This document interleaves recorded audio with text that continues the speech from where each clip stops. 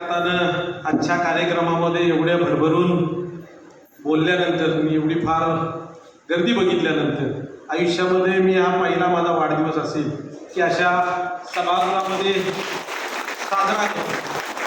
कारण वाढदिवस मी करत नाही हे सर्वांना माहिती आहे आणि माझा मित्र माझा भाऊ सौरभला समजल्यानंतर सौरभला 2 दिवसांचा वाढदिवस केलाच पाहिजे. आणि या वाढदिवसासाठी उपस्थित व्यासपीठावरील आदरणीय डॉक्टर नाथूसाहेब, आदरणीय वसंतराव तामणकर, रामदासजी राणे, चित्राताई चव्हाण, नीलमताई गोंधळी, निलेशराव सुर्वे, रसिकाताई देवळेकर, वैशालीताई निमकर, शीतलताई रानाडे, विजयजी चितळे, अजितराव साळवी, प्रकाश देसाई, प्रदीपराव साळवी, जाधव मॅडम, तसेच आमच्या लाकूड संघटनेचे रविशेठ पालांडे, माझ्या गावातले बरेचसे माझे सहकारी, माझ्या वडिलांचे सहकारी इथं उपस्थित आहेत. आदरणीय माझ्या गावातील शिवसेनेचे नेते रामजी घिगे, मला माहिती आहे ह्या प्रत्येकजण माझ्या सहकारी आहे. सर्वांचीच नावं घेत गेलो. आदरणीय पेडामकर साहेब असतील, हे सर्वच, चव्हाण सर असतील, बळीराम मोरे असतील, माझा जवळचा मित्र म्हणण्यापेक्षा सहकारी शिक्षण क्षेत्रामध्ये अभ्यासू, ज्याने फार व्यक्तिमत्व आणि सर्वांनाच कोड्यात टाकणारं पहिलंच भाषण केलं आणि मला अशा ठिकाणी नेऊन ठेवला की एवढी मोठी जबाबदारी आता मी कशी पार पाडणार या संकोचित विचारामध्ये किंवा या फार मोठी जबाबदारी देत असताना माझा अमोल बोबसकर, खऱ्या अर्थाने हे सर्व कार्यक्रम करत असताना 2 दिवसामधली तयारी बघितल्यानंतर अमोलला फार माझ्याकडून आभार मानणार नाही किंवा ऋण मानणार नाही, पण एक मित्र म्हणून जी जबाबदारी पार पाडला त्याबद्दल खरोखर अमोल धन्यवाद तुमच्या सर्व शिक्षक परिवाराचे, या संस्थेचे, संघटनेचे मानतो. अनेक गोष्टी काम करत असताना खऱ्या अर्थानं आमची सुरुवात एक शेतकऱ्याचा मुलगा म्हणून माझी नक्की झाली असेल, परंतु आजचा दिवस माझ्यासाठी हा वाढदिवस फार मोठा भाग्याचा असेल. 1993 सालामध्ये आयुष्यामधला काळा दिवस, 29 मे 1993, वार शनिवार, आणि मला वाटतं टायमिंग असेल 9:30-10 वाजता. माझ्या फार मोठ्या म्हणजे माझ्या बापाचीच म्हणावी लागेल, माझ्या काकाची एक दुर्घटना घडली, एक अपघात घडला म्हणावं लागेल. आमच्या परिवाराला त्या अपघातामध्ये फार मोठं नुकसान, म्हणजे आमच्या पुऱ्या 10 पिढ्या उद्ध्वस्त झाल्या, इथपर्यंत आम्ही पोचलो. आणि त्याच अपघाताची किंबहुना त्या दुःखाची माझ्या वडिलांनी फार धास्ती घेतली आणि 2002 मध्ये फार मोठं दुःख आणि माझ्या वाट्याला आलं, ते म्हणजे माझे वडील. परंतु हे करत असताना माझा काका असताना 12 वर्षाचा होतो. मला माहिती नाही, लहान असताना सन हॉटेलला मला काकाने ठेवून बघितलेलं आहे. सन 5 स्टार हे तेव्हा मला माहिती नव्हतं. जेव्हा तेव्हा माझ्या काकाची ताकद आणि काकाची किंमत काय होती ही नक्कीच मला त्या दिवशी कळली. फार गोष्टी काकांबद्दल मला माहिती आहेत, सांगाव्याशा व्यासपीठावर आज सांगितल्या पाहिजे की एक कामगार नेता, शेतकऱ्याचा मुलगा 7वी शिकून इथून जातो, आपलं शिक्षण नोकरी करत असताना म्हणजे तिथं नेता होतो आणि आपला पुरं आयुष्य ह्या शिवसेनेच्या माध्यमातून एक संघर्ष घडवत, म्हणजे मी माझा म्हणून म्हणत नाही, पण ज्यांनी रमेश मोऱ्यांना पाहिले ते कधीच विसरले नाही असं व्यक्तिमत्व होतं. एक वाघ होता आणि त्या वाघाचा मी एक मुलगा आहे. मला माहिती आहे माझे वडील शेतकरी होते, तर एक आग आमच्या अंगामध्ये होती, आमच्या रक्तामध्ये एक घडत आलेली राजकीय दृष्टी किंवा राजकीय वलय आम्हाला होतं, परंतु त्या वयामध्ये मी नव्हतो आणि त्या अपुरं वय असताना ते गेलं, ती छत्रछाया माझ्यावरची गेली. कामगार नेता असताना एक आमदार होणं, अंधेरीसारख्या ठिकाणी निवडून येणं किंवा आदरणीय कैलासवासी बाळासाहेब ठाकरेंचा आशीर्वाद असणं ही फार मोठी त्या काळची गोष्ट, म्हणजे फार मोठी. मला माहिती आहे की रामदासजी राणेंनी सांगितलेले, मी त्यांचं भाषण सभापती असताना मांडी मोडून माझ्या मागच्या घरामध्ये ऐकलं. साधारण मला वाटतं 2004-05 ची गोष्ट असेल.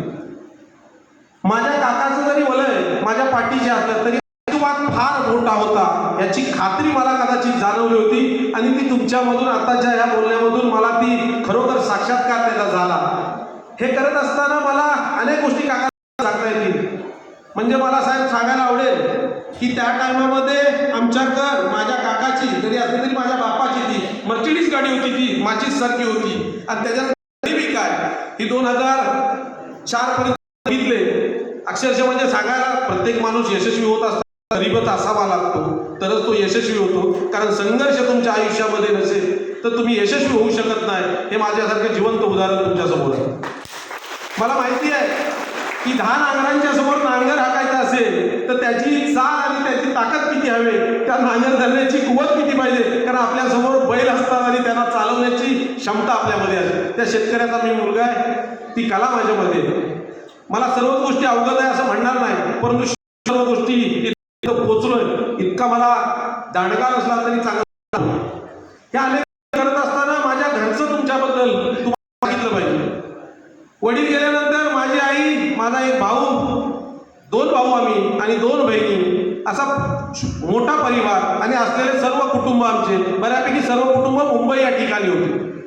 आणि आपल्यात परंपरा आहे की 2002 मध्ये माझे वडील 14 तारखेला गेल्यानंतर 15 तारखेला अंत्यविधी झाल्या आणि साधारण 28 तारखेला कार्य झाल्यानंतर 13 वाजता आपल्या कार्यामध्ये आमचे आदरणीय म्हणजे माझ्या वडिलांचे भाऊ असतील दीपक शेठ मोरे, आमची भावकी प्रदीपराव साळवे, हे सर्व बसले.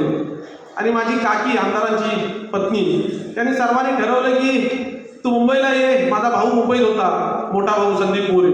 आणि मुंबईला आपण विरार या ठिकाणी तुम्ही एक रूम घेऊन मुंबईमध्ये जाऊन येऊन नोकरी करा. मी 12वी फेल, तुम्हाला माहिती असेल. 12वी फेल जाऊन मुंबईत नोकरी 12, 15, 20 हजारापर्यंत करू शकतो. परंतु मी त्याच दिवशी मनामध्ये ठरवलं होतं की वडिलांचा जुना व्यवसाय जो माझे काका आमदार झाल्यानंतर थोडाफार बंद केला होता तो चालू करायचा आणि ह्याच व्यवसायामध्ये आपल्या गावामध्ये राहून आपली उपजीविका चालवायची. आणि मला एक आत्मविश्वास होता की ज्या गावामध्ये मी जन्म घेतला, ज्या मातीत जन्म घेतला, तिथे जर मी पोट भरू शकलो नाही तर जगाच्या पाठीवर मी कुठेच भरू शकत नाही, असा माझा सिद्धांत. आणि त्यामुळे मी गावात राहण्याचा तेव्हाचा निर्णय घेतला आणि तो यशस्वी झाला असेल. योगायोगाने व्यवसायात उतरलो.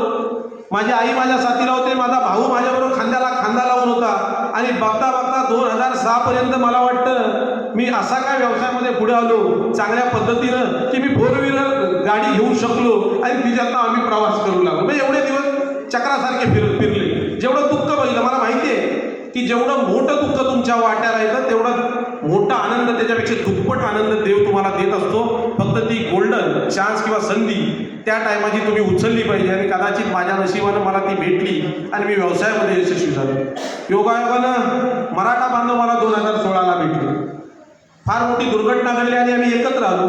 काम करत असताना सर्वच बघायला गेलात तर ह्या तालुक्यामध्ये नाही तर जिल्ह्यामध्ये सर्वच पदाधिकारी, आमदार, माजी आमदार, भावी आमदार हे मराठा आहे. आणि रत्नागिरीला मराठा भवनामध्ये मीटिंग झाली तर त्या मराठा भवनामध्ये मी, सतीशराव कदम, मला वाटतो आमचे सुधीरराव भोसले, अशी 5-6 मंडळी आम्ही गेलो होतो. आणि अनेक भाषणं आमदारांची, माजी आमदारांची झाली. नाही तर कलेक्टर ऑफिस असल्या कारणानं मोर्चा तिथंच झाला पाहिजे तर तो चांगला होईल असं सर्वांचं मत होतं. परंतु मराठी असल्या कारणानं फार झोंबाझोंबी झाली.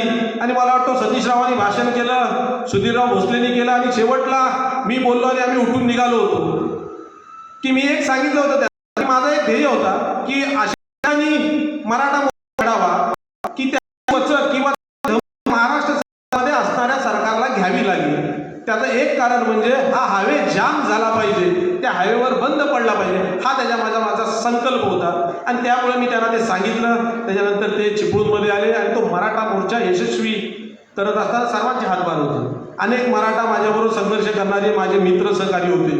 त्यातून मला एक समाजाची काम करण्याची संधी चांगली मिळाली. त्याच्यानंतर आदरणीय बाळमाने माझ्या घरी आले आणि भाई बोबसकर आणि योगायोगानं मी मनसेत काम करायचं थांबवलं होतं. आणि मी BJPमध्ये एका शब्दावर हो बोललो, आलो. मला माहिती आहे साहेब फार मोठे आल्यानंतर मला असं काही नाही की भाजपने मला दिलं. आल्या त्याच दिवशी माझे नेतृत्व वडिलांसारखे असतील आदरणीय रामदासजी राणे तालुका अध्यक्ष होते, त्याच दिवशी पद सोडून मला पद दिलं. एवढी मोठी गोष्ट माझ्यासाठी त्यांनी केली हे मी कधीच विसरत नाही. भारतीय जनता पार्टीमध्ये एक रिवाज आहे, एक पद्धत आहे की कोणतंही पद घेतल्यानंतर 3 वर्ष तुम्ही काम करायचं आणि 3 वर्ष तुम्ही रिटायरमेंट आहे, परंतु ते पद सोडायचं, दुसऱ्याला संधी द्यायची. कारण हा पक्ष कुठल्या एका घरावर चालत नाही तर कार्यकर्त्यांवर चालतो, ही तिथून मी शिकलो. अनेक गोष्टी भाजपामधून मला शिकता आल्या.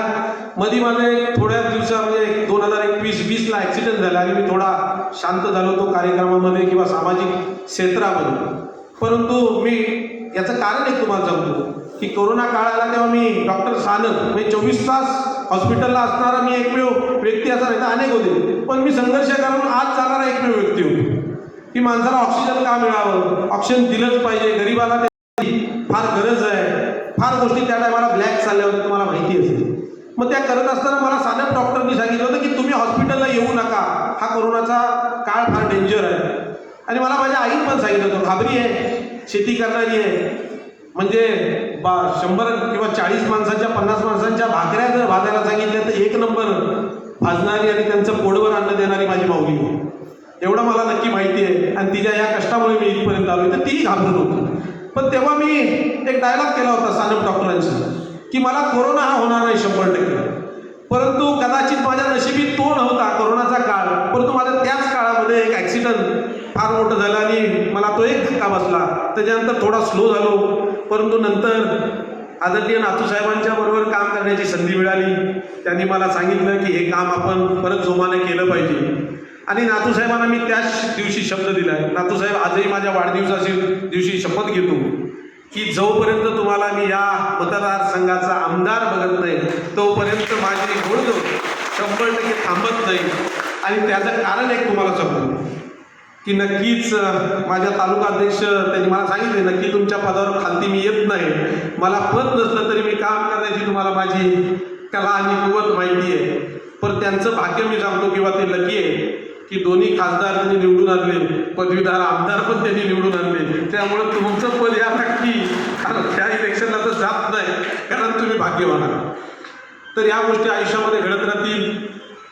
अनेक गोष्टी बोलण्यासारख्या आहेत, परंतु या सर्वांनीच माझी फार प्रशंसा केली. माझ्या चांगल्या गोष्टी नक्कीच सांगितल्या आहेत. प्रत्येक माणसात चांगली आणि वाईट या दोन्ही गोष्टी असतात. मी प्रत्येकाकडून शिकण्याचं म्हणजे माझ्यापेक्षा लहान असेल किंवा मोठा असेल तर त्याच्याकडून शिकण्याचा प्रयत्न करत असतो. व्यवसाय असो किंवा राजकीय कुठली गोष्ट असो, ह्या करत असताना पुढे अजून भरपूर आयुष्य आहे. त्या आयुष्यामध्ये अनेक गोष्टी शिकेल. आजच आमच्या आदरणीय कैलासवासी रमेश मोरे यांच्या नावानं मी प्रतिष्ठान आम्ही ओपन केलं आहे. आणि त्या प्रतिष्ठानाचं खरं माझ्या मनामध्ये किंवा माझ्या डोक्यामध्ये संकल्प आणणारे ॲडव्होकेट माझे बल्लू यादव असतील, कारण ह्या गोष्टी अचानक घडल्या. हे खरं आधी आम्ही करायला पाहिजे होतं, परंतु कोणतरी सांगणारा लागतो आणि त्या गोष्टीतून साहेब मला काम करण्याची चांगली संधी निर्माण झाली. ते करत असताना नक्कीच ह्याच्यापुढे अनेक गोष्टी समाजासाठी, ह्या माझ्या सर्वच समाजातले माझे गमरे असतील, काल भरपूर बोलले. देशमुख साहेबांनी माझा प्रत्येक वाढदिवस त्या अतिथी भवनामध्ये केला, आज इथे करणार म्हणून त्या बिचाऱ्यांनी माझा कालच वाढदिवस केला. आणि सर्वांना कालचा रविवार त्यांनी बेत वेगळा आखला, त्यांनीही माझे चांगलं यथोचित सत्कार केला. आणि सर्व मराठा बांधव तिथे मराठानी केला, परंतु सर्व जाती धर्माचे लोक आले होते. अमोलनी मला सर्व संकल्पना काली दिल्या, आजही कानपिचक्या मला पण दिल्या, काही आमच्या पदाधिकाऱ्यांनी दिल्या आहेत. परंतु सर्व आम्ही एकत्र आहोत. पदापेक्षा माणसं श्रेष्ठ असतात ही मला ही गेल्या अनेक वर्षाची माहिती असलेली कला आहे. मला माहिती आहे की देवरूपी सर्व तुम्ही आहात. प्रत्येक चांगली गोष्ट हा माणूसच दाखवणारा असतो.